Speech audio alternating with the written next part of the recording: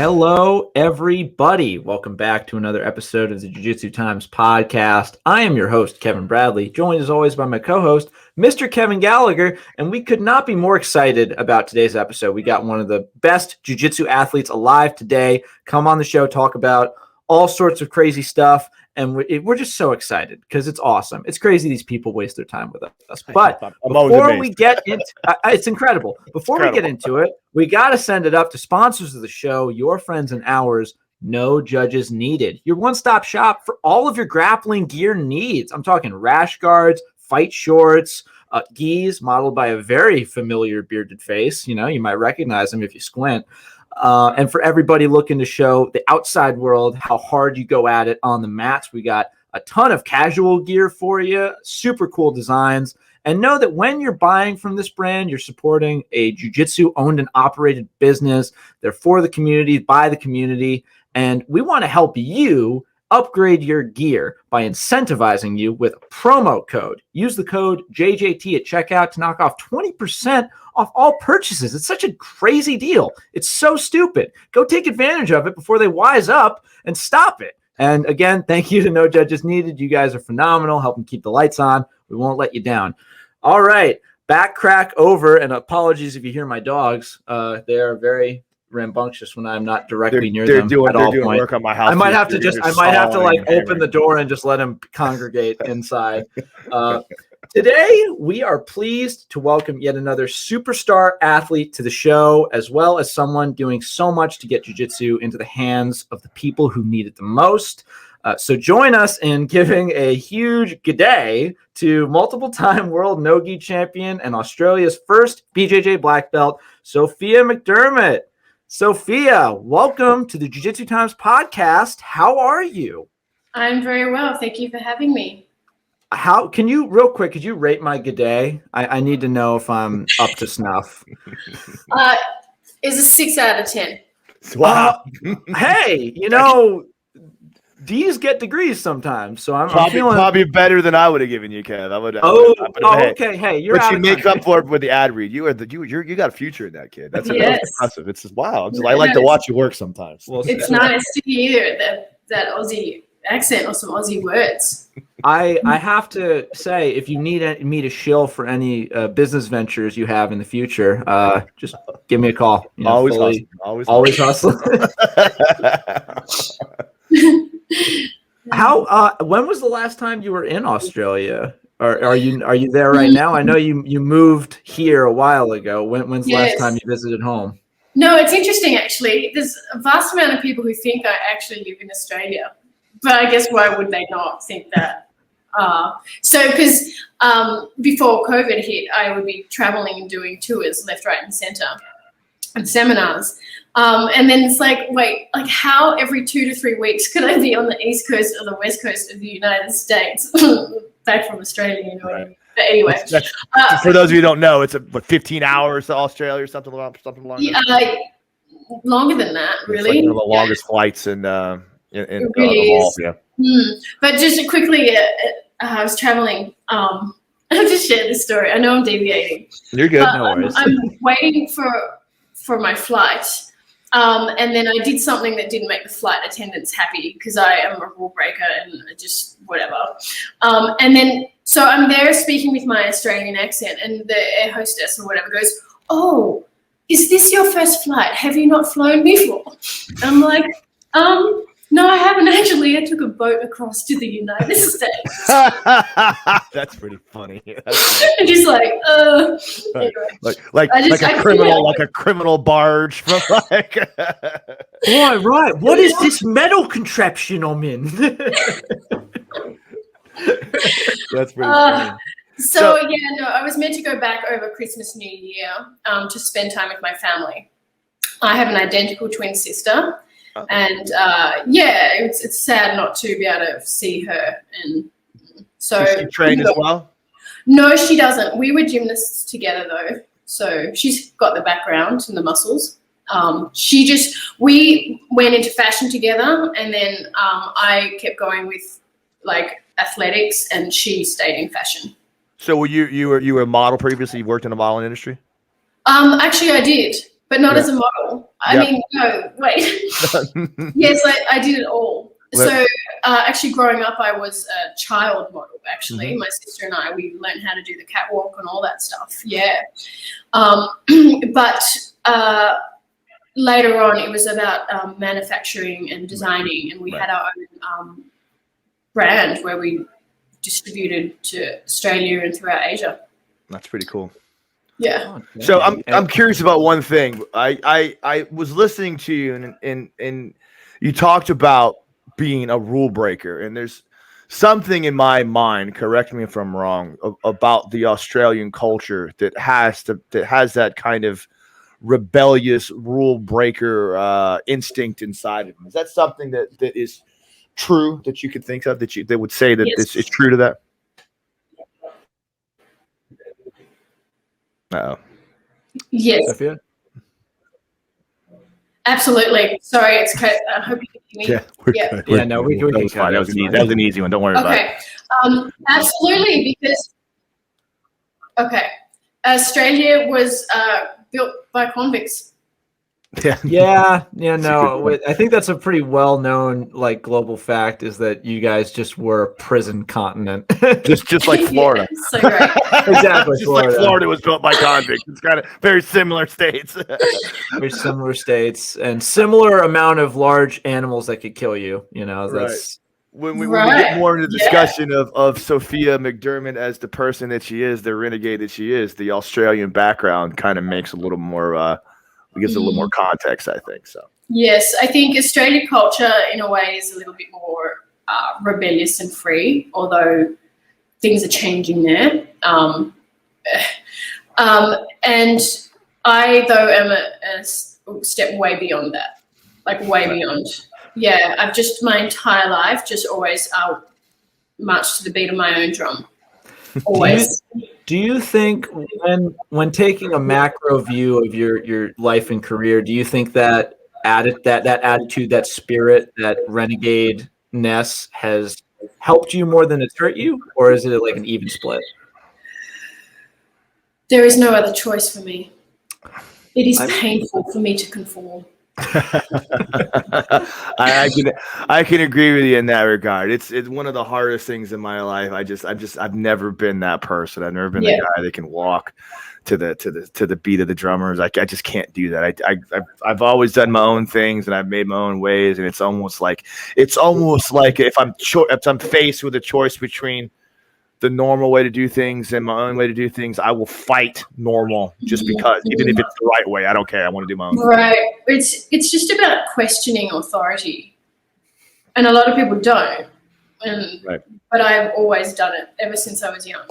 Yes. Why? Give me the reason. Why should I not do this? Or why should I do this? Did you find yourself you've been an athlete for so long? Did you find yourself questioning a lot in your early days as a gymnast, or was it more like you started to question once you felt like you learned a lot? Yeah, actually it was interesting because I started gymnastics, but later than I should have, to make it into the elite stream where it takes you straight to the Olympics, right? They have cutoffs with ages, and so my sister and I, we missed that, and we trained really seriously, on the next level, if that makes sense. But there was no possibility of doing Olympics or anything, right? Because we were too old. And so back then, even then, there was a lot of the questions of, why are you training so much? Why are you training every day? Why are you doing this when you know you can never go to the Olympics? And so that was part of it. It's like, hang on, I'm doing it because I love it. It's my journey, and it makes me happy. And so that's what started me questioning things based on what was thrown my way, because I realized that so many people were pushing their own agendas onto me. Right.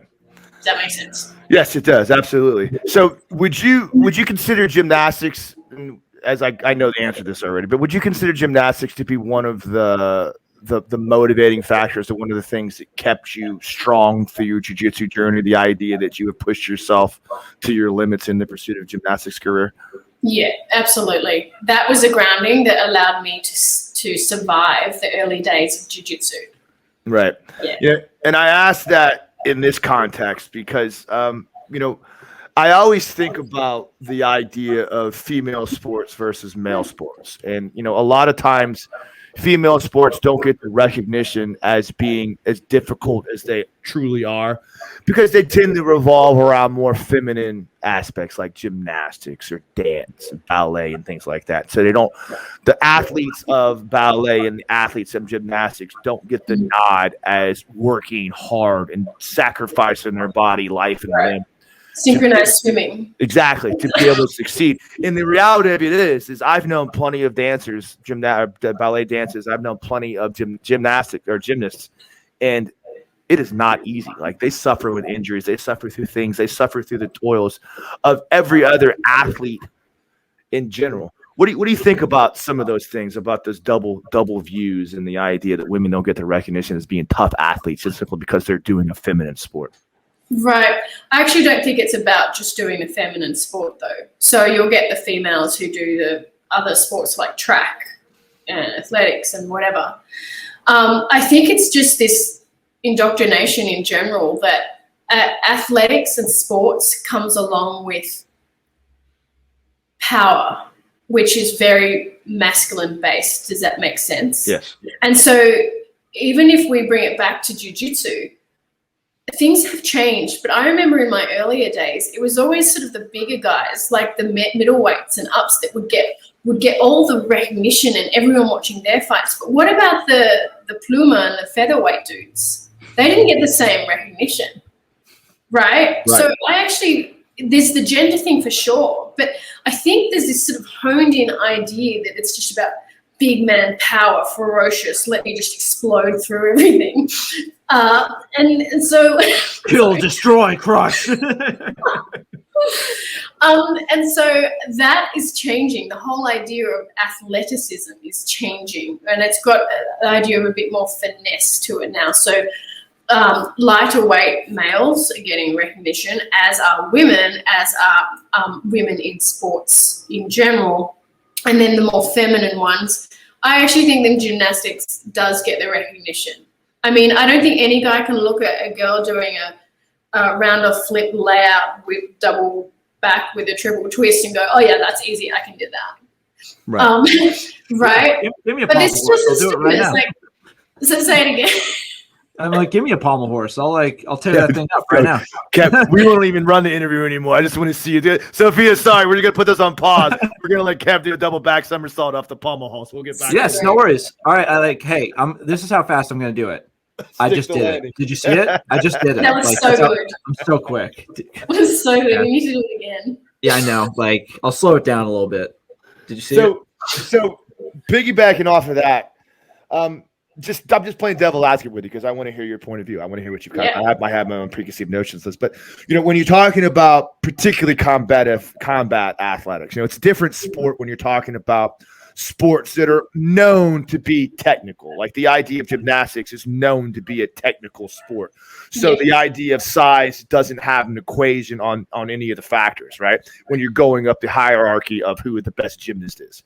Right. Yeah. When you're dealing with a combat athletic situation, it's the same reason why the heavyweight boxing champion in the world is always considered to be the baddest man on the planet. So based upon that assumption, everyone always cared about the heavyweight division. I'm not talking about boxing fans. I'm talking about the uneducated general public, because there's the feeling amongst, laymen's that, why do we give a shit about this lightweight fight? I don't really care about the technical aspects of a lightweight fight, because the heavyweight is the greatest fighter in the planet. He could beat any of them. So why do I even care about that? I don't want to see the apex predators at their best. That's it. And you've just said it, the apex predators at their best. Right. So that's the idea that people have about sports. Right. They did, until things are changing a bit. So there now is a change of having that technical aspect in. So regardless of gender, you'll get that the man who's 120 pounds, as technical as ever.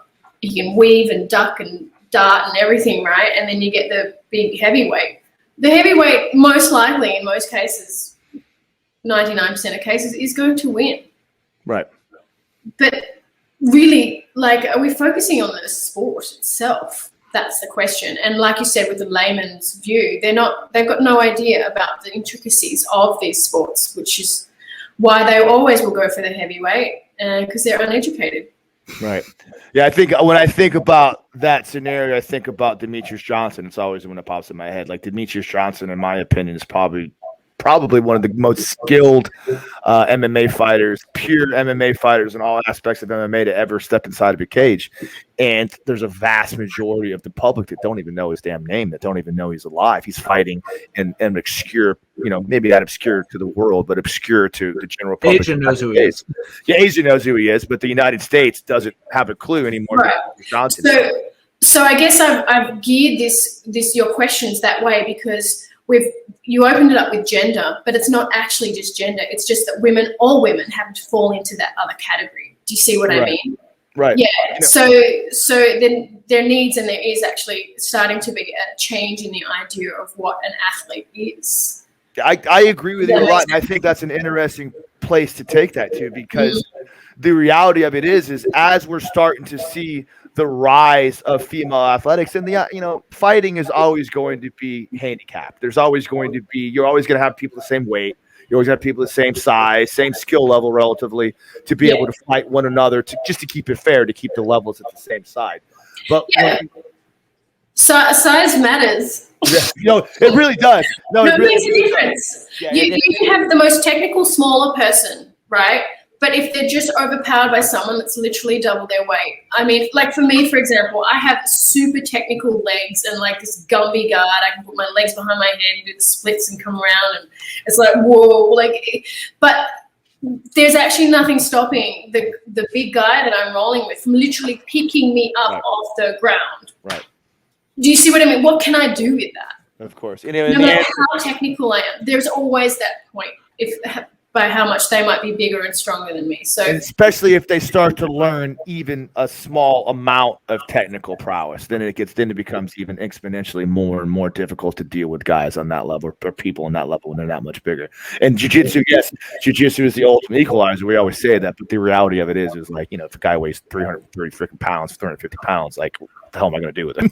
And hopefully I get on his back and put my hooks in. If not, he's going to kill me. But I also want to – I think it's important to realize that even people with size, if they're not trained, they might be at a disadvantage in the world, like learning to effectively use whatever you have, like whatever physical advantages or quirks you have, utilizing them effectively. Jiu-jitsu can help you do that. Combat sports in general can help you do that. Well, absolutely. And some of the really big guys too, they're slower. And so like if I'm ever with them, my objective is like, okay, I'm forced to be playing guard. Not like I can take him down, but I'm going to arm drag and try to get his back as fast as possible because I know I'm faster than him. So there are ways around it and strategies, but it's a much, much harder battle for sure. That's a really great question I wanted to ask you about. And I like to ask that of a ton of people that we have on that have experienced both like high level competition as well as like intense coaching. Like you've been an athlete and you've also coached athletes. What was learning that skill like in bringing the best out of other people? Like how did that come for you? Learning to coach? Yeah. Okay, great question actually. I was born to be a teacher, and I think that like people have that gift or they don't. Do you know what I mean? It's like some people have the gift of healing. They can be doctors and study all this stuff, but can they actually sort of heal people and make them feel good, right? Yeah. So there's actually a fundamental difference between being a teacher and a coach. A coach understands their students and knows how to actually like deliver words in a way that that the student can really absorb and understand, get the most out of them. So my journey was interesting, being this rogue female and not really having much support, but at the same time I didn't want it in a way because I didn't want to conform. It's just this whatever. But I was on my own a lot, and so what I kind of needed, like I knew from my coaching, is that I needed encouragement and gentle guidance, which is what I've realized is what most women need. Men can have a lot more diversity in their coaching. They can have that gentle guidance and encouragement, but they also get really fired up by kind of like, oh, you can't do that. That sucks. And then the men like, oh, wait, no, I'm going to do it again. Just watch me. Do you know what I mean? And so it's learning those intricacies of communication and how to deliver information to get the best out of the students. And so I've been teaching for a long time, and I've probably taught more seminars than most of the men in Jiu-Jitsu over the years. And so the whole thing has fascinated me about the differences in teaching men and women, what they need to thrive, but then also on I'm a bit of an unorthodox teacher though. So where I'm on a journey is getting students to understand overall concepts, but also teaching them techniques so they can apply into the concepts. And I don't think that there is enough conceptual teaching in Jiu-Jitsu. So to piggyback off that a little bit, I want to ask, so I myself, like you, truly believe that I'm born to be a teacher. And I really believe that I have the unique ability. I worked as a bartender for 20 plus years. So I really understand how to motivate people and speak to people's needs in that regard, because I had to do it for so freaking long. And relate to them. Yeah. And relate to them. Empathy is a good word for it. Yeah. And one of the things that I find that makes me as good a coach as I am is the fact that I am not trying to just disseminate information in a flat manner, because different people have different needs and different people learn in different ways. Yeah. Can you tell me, and tell me if I'm wrong or right, like, can you tell me, are there specific different needs that females require for motivation as opposed to males? Or is it more just not a female male issue and more of a just independently psychological from person to person? There's always variations, but generally speaking, and great question, women do need something different. And that's what I specialize in. That's why I'm on a mission to teach and just get out there and be exposed to so many women as possible, whether it's via my Girls on Top live interactive program or my lifestyle camps or my seminars. And so women inherently need more positive reinforcement and encouragement. Mm-hmm. Right. Jiu-Jitsu is a sport that is very raw and brings up a lot of stuff for both people, I think. You can't get any more raw than having someone squash the crap out of you where you can't breathe and putting on some paper cutter choke. And do you know what I mean? Like, it's raw and it brings stuff up to the surface. Now, as a woman and a man's doing it to you, it's going to bring up more stuff, because women inherently, they need to, if they're going to accept a man in close proximity with them, and it's a basic biological survival mechanism, they need to know that they can trust that guy to a degree. And if they don't, then it brings up a whole lot of other stuff, which makes it even more raw for women. And unfortunately, the vast amount of women who I have taught in my clinics, more of my detailed self-defense clinics and my camps, they've all been subject to abuse. Violated, basically. So it brings up even more stuff. Like, there's plenty of women in more of my self-defense courses where I have to ask permission to touch them. I have to ask, and encourage and build awareness for their training partners to actually, like, is it okay that I can touch you around here? And you know, the slicing and the cutting on the wrists I've seen a lot. Right. I've seen a lot, which is why I have such a mission. And I know I'm deviating a little bit, but what I'm giving you guys is a background of what comes my way, right? And just like your uncle, Coach Kevin, right? I'm kind of Auntie Sophia. My messenger is flooded with things about, like, help me because I need guidance with my diet. I'm getting a divorce. This guy's doing this to me. Blah. I'm like, oh my God. Okay, but no, it's wonderful, and I'm so happy to be in that place where I can provide that guidance. But it can be overwhelming as well. But the disappointing thing is it's happening so much.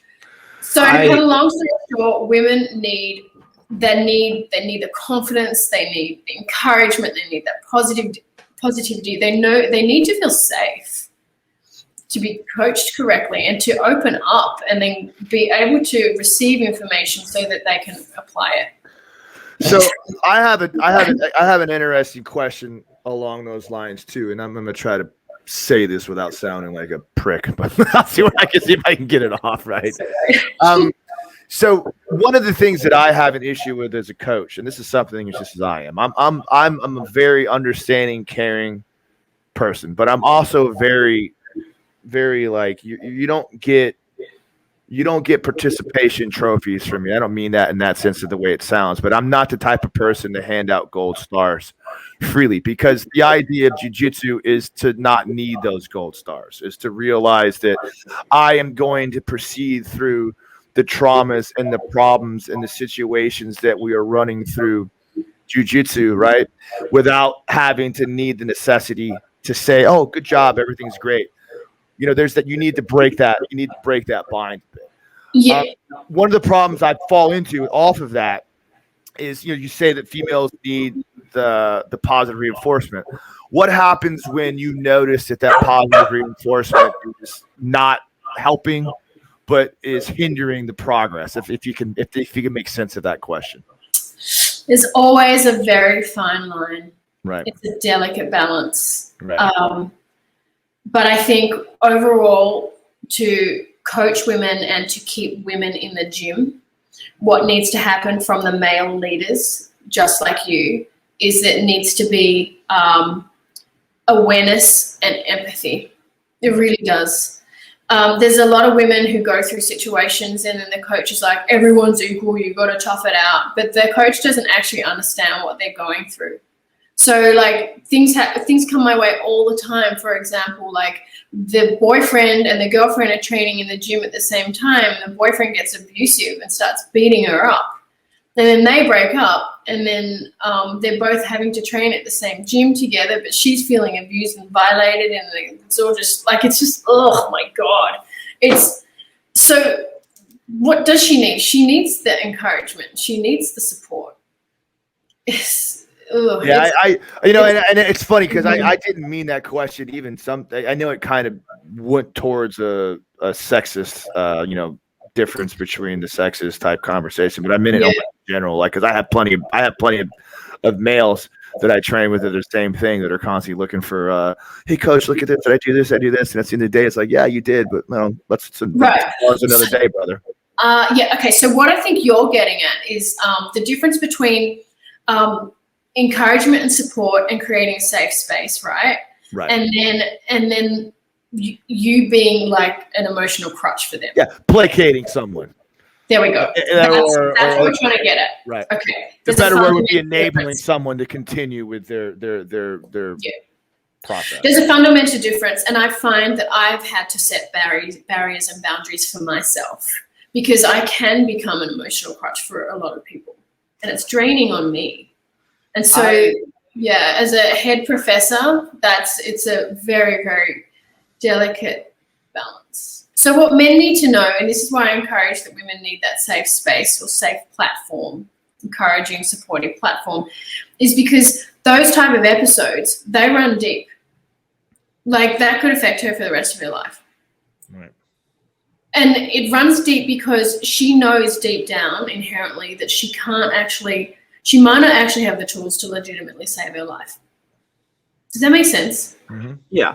Whereas something like that might happen to you guys, your whole outlook will be different because you're biologically wired to fight and with the tools to deal with it. And so that's why I'm on a mission to create an environment for as many women to participate and join and participate, so that they do have the skill set if that ever happens.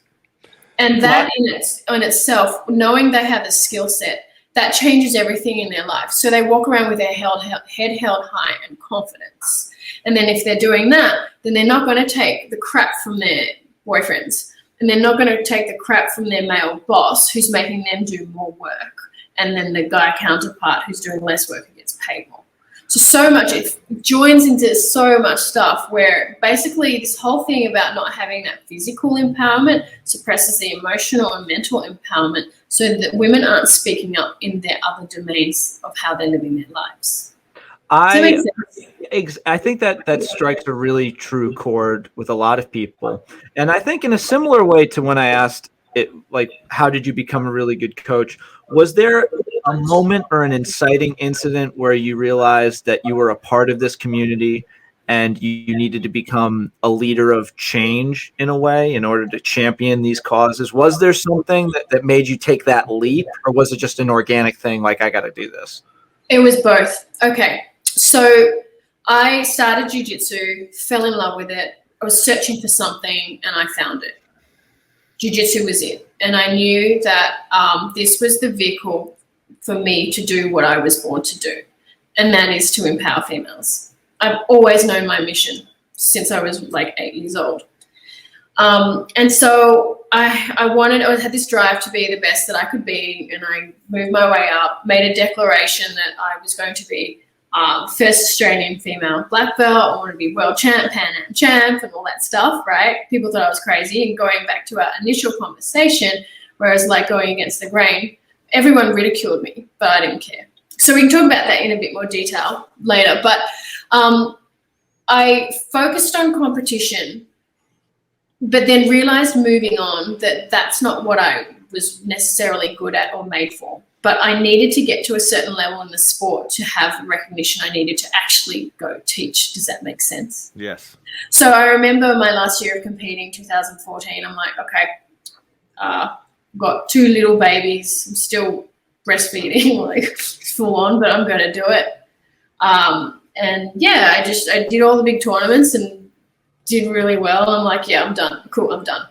And so but during the whole process, like, stuff started coming my way to teach.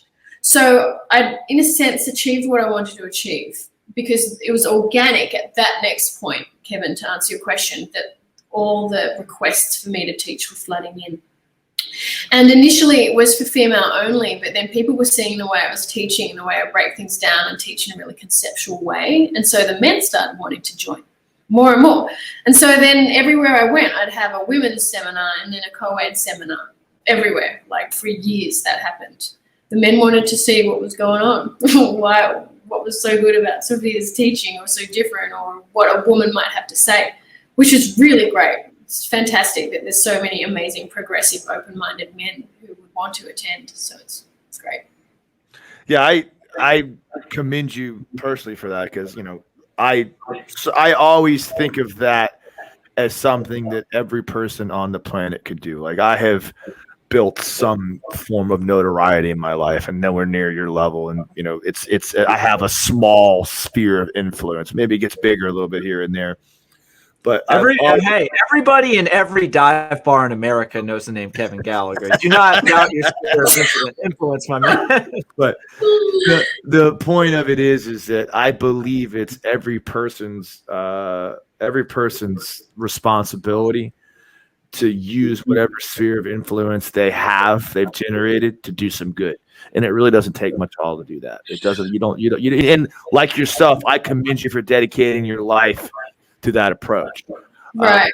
But there's anybody can do similar things. Just you do a little good. All you gotta do is make some simple choices and lend your absolutely here and there. It helps. I have a saying: if you can't change the world in a small, even just in a small way, in a positive way, if your time here on Earth doesn't create a positive influence, you're a waste of space on this planet. What are you even here for? Exactly. Yeah. That's it. So you can make a difference in a smaller way, like just changing one person's life, or you can make a difference in a bigger way. I love the limelight and everyone look at me. So I've chosen to do it in a bigger way, and I actually plan on doing it in a much, much bigger way. So where I am in my career now really is just the tip of the iceberg.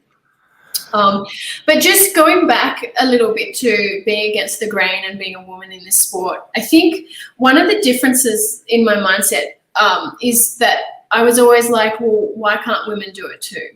So there's the boundary I broke of being the first female black belt, right, from my country, where when I made my declaration, the highest ranking female at the time was a blue belt, and I think there were only 3 male black belts in the country.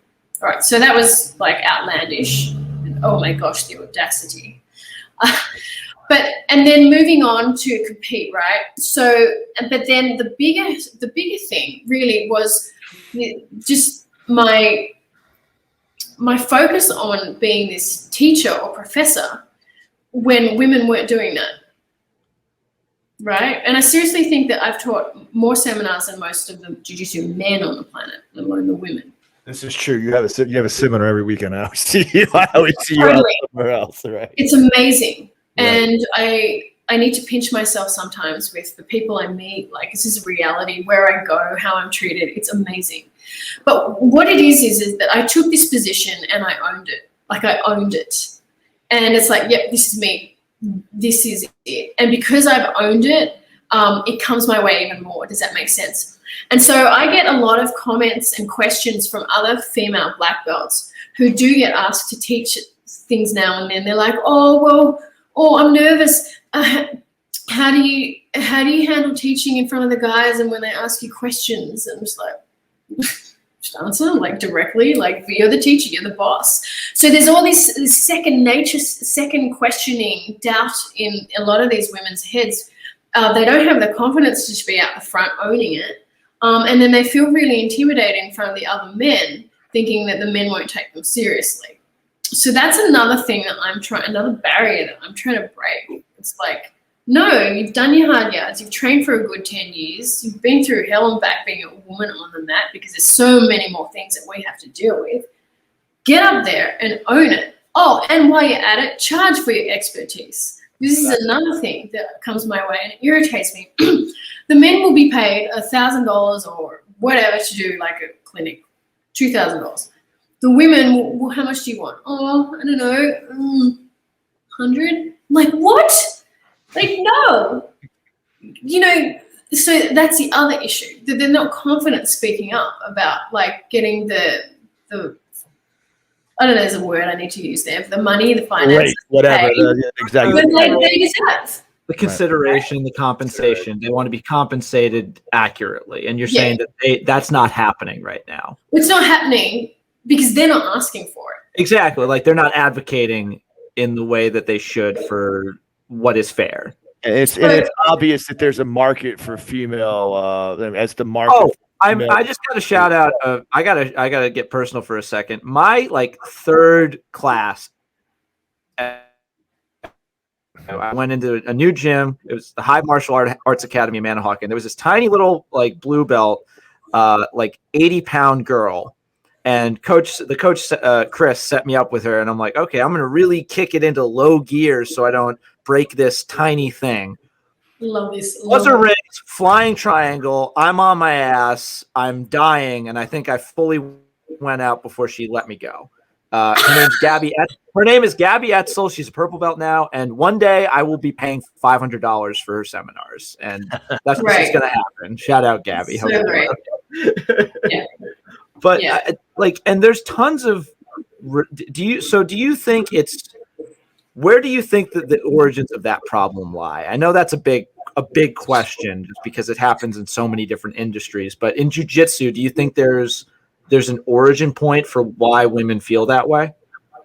If we're talking specifically for jiu-jitsu, I think it's about the culture coming from primarily a Brazilian culture, which is very machismo.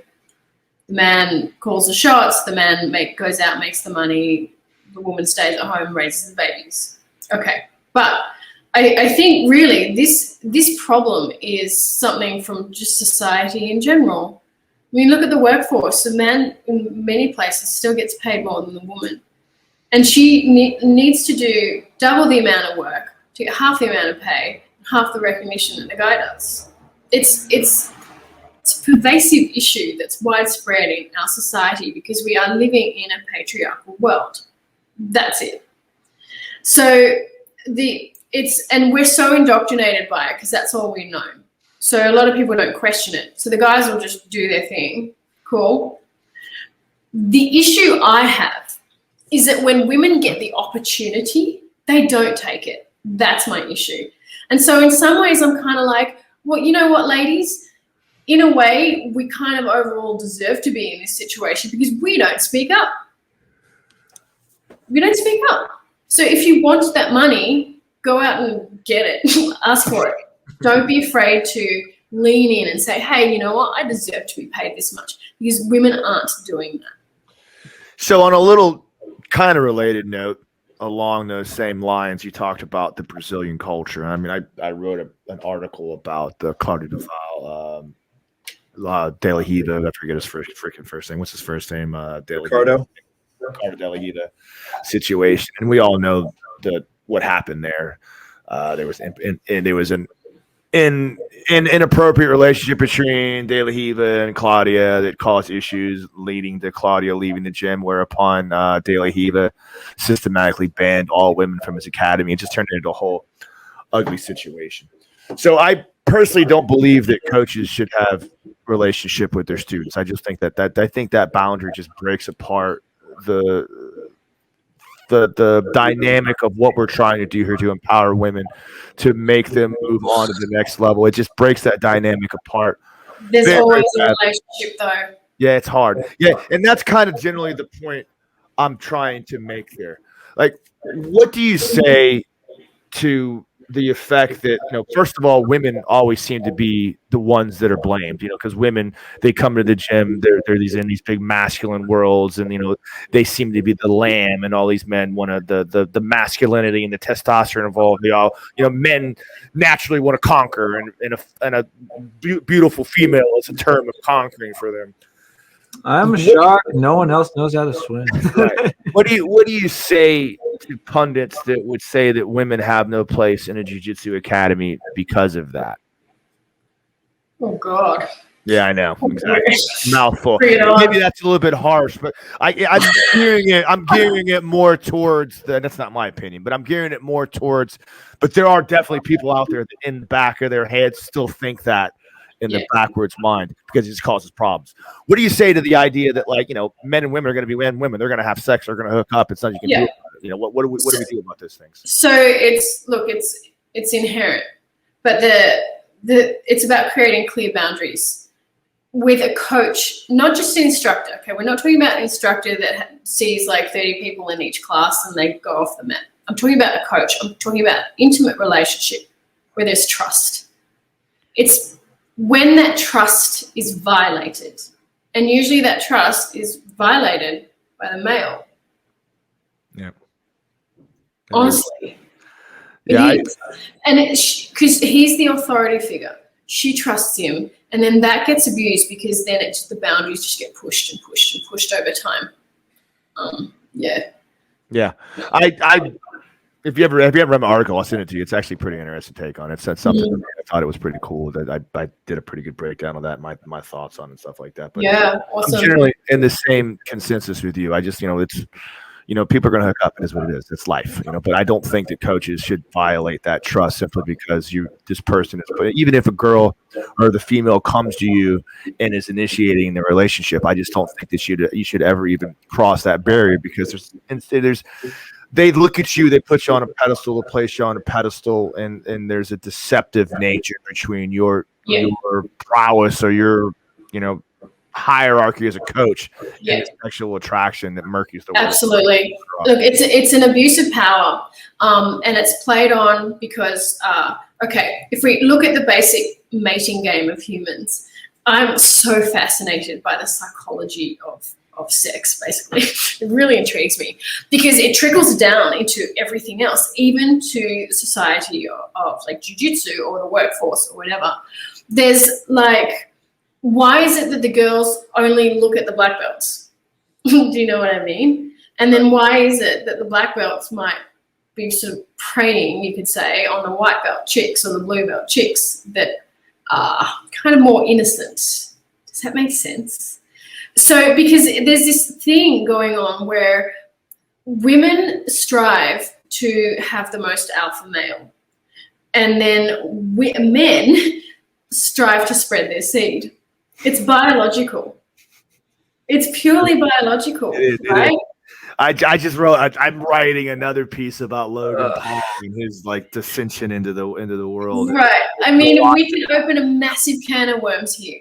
Humans forget they're human sometimes, and they're privy to the laws of nature. It's just we think these big brains. Yes, and in something that's intimate like coach-student relationship, a whole bunch of things over time can come up, right?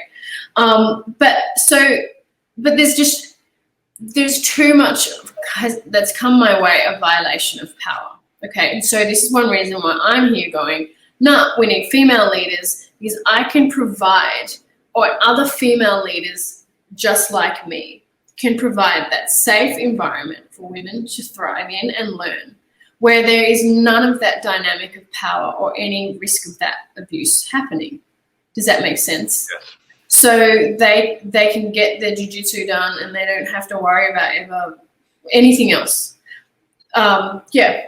So the only way that this whole stuff, all this stuff going on will be reduced is more females leading and teaching, and more men are understanding that that's a necessity for women, and to support that. Yeah, it's so weird. We have a female head instructor. That's one of our female black belts in our network of instructors. Chris Midget, Rodriguez. You might know her. She runs program at her gym, and I remember her telling me quite a few times that like it's difficult for her sometimes to get the respect of the male students she coaches simply because she's a female, because she's a smaller female, and where her technical prowess may be far, far superior, and they should be paying attention to her technical prowess. You know, she weighs 130 pounds, and the reality of her going against some 220-pound ex-collegiate football player and being able to put on an arm bar or an omoplata or even take their back is so therefore they don't respect the technique from her, and she always kind of walks that murky line. Yeah, it's hard. More females out there to teach. You have more females in the room to show the beauty of jiu-jitsu and to make it more commonplace. Yeah. So it's all about attitude, though, and it is happening. More and more women are teaching. So the idea of what's normal is changing, but there's still female instructor. Like, I want it to get to a point where it's just an instructor. You're learning from XYZ today. There is no gender about it. It shouldn't be that way. If that person, male or female, has done their time, they have great knowledge, they're good at teaching, that's it. It doesn't matter. Now, of course, different body types work better with different techniques, right? And so there's a place for everyone. Like, you know, we're going to play really spidery, leggy guard, or say someone's better off at butterfly guard because they don't have all that flexibility. Or do you know what I mean? So different body types, but it shouldn't be down to any gender difference at all. But going back to your colleague or your friend, it's attitude. Just, this doesn't happen to me. It hasn't happened to me for many, many years. Like, just the idea of, I don't know, people just, they respect me as a coach. It's amazing. So, and I've been teaching it's almost like you're one of the best in the world at what you do. It's crazy. Aside from that, though, it's the respect of the black belt. It's the respect of the fact. It's attitude. I go in there and I don't demand respect, because you can't do that. It's just that I have this unwavering confidence of that I am where I should be, and I am damn good at what I do. Yeah. And if anyone begs to question that, then cool, let's bring it on. That's interesting. And so that permeates in the room. It's this aura and this vibe. Like, I own it, and I wish other women would step up and own it without fear, without doubt. I think that is a perfect jumping off point to talk about one of a recent interview you gave with Jiu-Jitsu magazine, all about your life and some of the initiatives you've got going. And a big part of that was the photo shoot you gave. You were photographed in the buff a little bit, draped in the flag of your homeland. If we're cool, can I share to the screen some of the pictures? Sure. Yeah. Okay. This is the one you sent us. That was like your favorite. You weren't as big a fan of the one they put on the cover. But what gave you the confidence to put yourself out there in this regard? Was this like, has this always been something that you've wanted to do, or is it something you had to work up to a little bit? Yes, this is part of my mission. Okay, it actually wasn't my idea. It was the writer and editor's idea, and it was a fabulous idea, and I was so happy to run with it. So when she gave me the idea, I just totally embraced it. And obviously you can see by this photo, I don't look like I'm very shy, right? It's caused some controversy amongst people that don't actually know me or my mission so well. And it's amazing. If you look at my Instagram or my other stuff, there's like gi photo technique, maybe me sort of going out, whatever. But there's very few slutty body shots, and if I am doing any bikini shots, it's me like flexing my six-pack more as in like athletic, because the other side of what I do for business is nutrition and diet and all that stuff, right? So everything I do has a reason, but basically because I've got to a level where I am where I'm meant to be, I'm confident, I don't doubt myself as that professor, that coach, that leader, that pioneer. Now I can move to the next step where it's like, hey, and you know what? I'm a woman and I own my sexuality and I'm totally and utterly empowered. And why on earth would I need to suppress that part of me in order to be taken seriously? So that's what that photo, or the cover photo, is all about. Yeah, I mean, and again, I dig this, I really do, and it brings up an interesting question that a lot of male-dominated, jiu-jitsu practitioners, or a lot of even female practitioners that turn their nose up at things like this tend to question, and it's the idea of, should female athletes use their sexuality to promote themselves, and does that mean you, as a female athlete, that you are using one of your God-given attributes, which is your beautiful physique and your beautiful body, your beautiful face, to be able to promote yourself in a neutral manner? Was there any thought into that concept when you did this promo? Oh, absolutely. Absolutely. Can we switch the photo now? Yeah, good. No, absolutely. Yeah, it's not all just random. Right. The editor was very aware of what part of my mission is. And so part of being in this patriarchal world that we're in, both in jiu-jitsu and in life, is that for women to be taken seriously in a career, whether it's sporting or the workforce, they've had to masculinize themselves. Now, why on earth should they cut off and stop who they are to actually be respected? Why do women have to make that sacrifice? It's ridiculous. When at the end of the day, a woman's sexuality and her beauty gives her so much power. It's so powerful. There needs to be this, there's a fundamental difference, I believe, between being outright slutty and being a sexually empowered, beautiful woman that is good at what she does. There's a fundamental difference. And I hope that I don't come off the other way. Do you think that difference is lost on many people who follow you and are aware of you in the community? I think for the people who follow me and are aware of me, no, I don't think it's lost. I think people who don't know what I do, that haven't really crossed my paths in one way or not, that it could get lost. It could. But that's their problem. I really don't care. Yeah, I don't care. I really applaud you for that, because that's something that I've always found distasteful. It's the people that him, Alicia, I can't think of their names, but the attractive members of the MMA world or the jiu-jitsu world for utilizing what their attributes are to make them more marketable. Now, it doesn't take first and foremost, you still have to fight. You still have to be able to put it on the line and go out there and do what you have to do and garner, the right way to get into the spot that you are, the spotlight that you're in.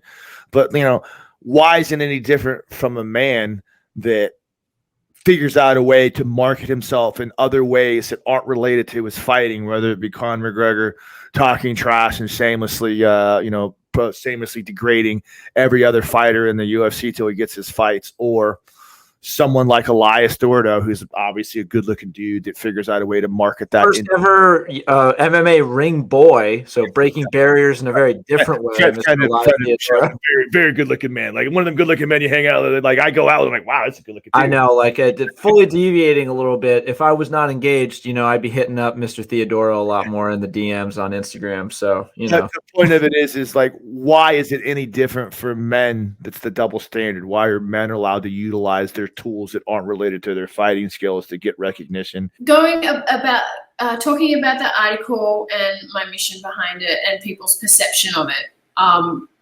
Right. I think what needs to happen is just like there's been so much repression in society, and now an understanding of, hey, you're female, this is part of who you are as being this beautiful woman, and you're an athlete, legitimate athlete. You don't need to suppress one with the other. In fact, they can work in tandem as something that's beautiful and lethal, or I don't know what's the right word there. And so it just needs to be like accepted. That's it. It's part of being female, and it shouldn't be repressed. So, for example, 2012, I remember, was the first year at the Olympic Games that they had more categories than men. There were more events than male events, right? That's pretty big. But also the viewership had more. Don't quote me on it, but I seem to recall that the women's track and field had more people viewing than the men's track and field. Now, they're getting more viewers because the women are hot. They've got these great bodies, rippling six packs, but they're insanely good athletes. So why not? Why not embrace it all? Right. And then look at the UFC. We're never going to have women on there. Look at how much viewership the fights get. These fighters are actually respected. They are, but they're also beautiful women. So why can't it be both together? Yeah. I agree with you 100%.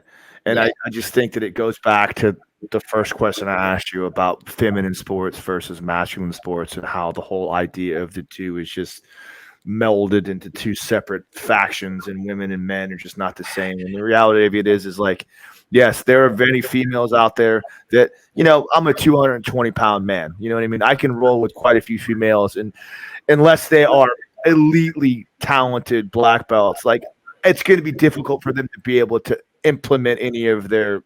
I'm excluding you, of course, from this and some of the others, but it's difficult for them to be able to maneuver around the same way Demetrius Johnson is probably never going to submit, DC. It's just not going to happen. He's too big, too strong, right?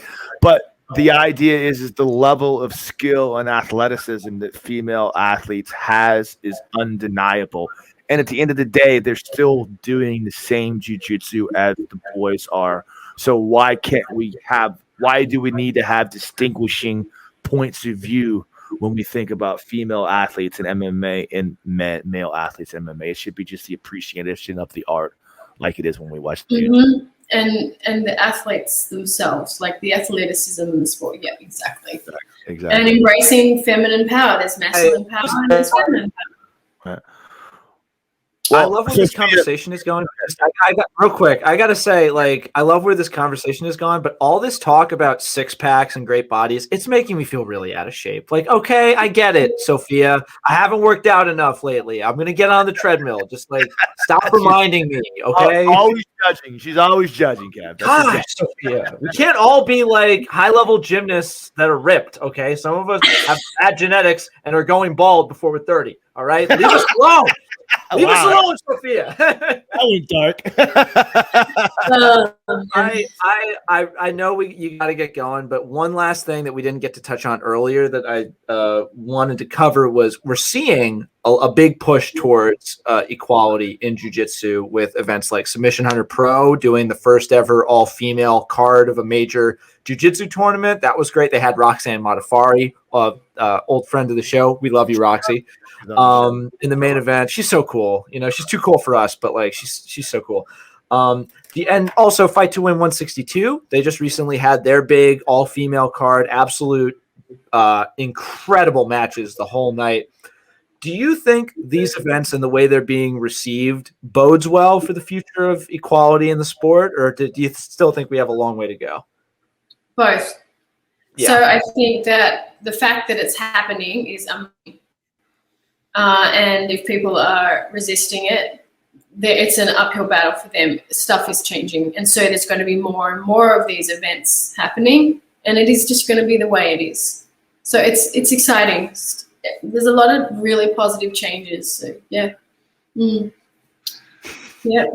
Well, you know, Sophia, I don't know, Kev. You got anything else to say? I think I'm freaking good. You got anything else you want to add? I know that we're going to give you the floor to plug all the stuff you want to talk about, but I just want to say your online initiative, Girls on Top, that might be one of the best named things ever, just for what it is. Like, awesome marketing there. So, do you see my mission? How is that any different from me in the wearing the flag with not much underneath? Do you know what I mean? I think Australia, like everybody in Australia, I mean, everyone in Australia is ripped and good looking. So I feel like you're representing yourself and the flag appropriately in there. We would love to give you the floor to talk about all the stuff you got going on and where people can find out more information about all that sorts of stuff. So you go right ahead. Yay. Awesome. Well, thank you so much, guys, for having me and letting me share my mission and my journey. I am on a mission to make some changes, and I just absolutely love what I do. And so I have a virtual online platform called Girls on Top. And it's basically women from all over the world can join, and it's like they're in a virtual class with me. And you get to learn technique, women-specific techniques. It's very interactive, and I'm available to problem solve and just be there. So it's not like just getting a whole bunch of YouTube videos. It's live and interactive. So, and the awesome thing about that is other women can connect with other women during the class time because you see everyone. And so a big thing that comes across with my way with what women deal with is often the only woman in the gym, or something like that. So it's really a great place for community as well. So yeah, that's Girls on Top. If you're interested in having a look at that, just go to girls-ontop.com or hit me up, girlsontop2020@gmail.com. Yeah, but the other thing I do is I run lifestyle camps, seminars, and got my nutrition and fitness business going as well, with SophiaFit.com. So yeah, lots of stuff going on. I also want to say thank you to Fuji Sports who sponsor me.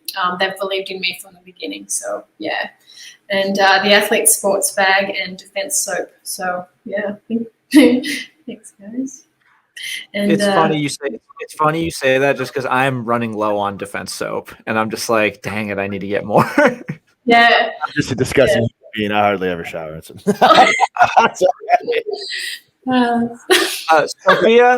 I love. We don't want to, Sophia. We do not want to keep you, and I realize this is highly indulgent, but I have one small favor I would love to ask you.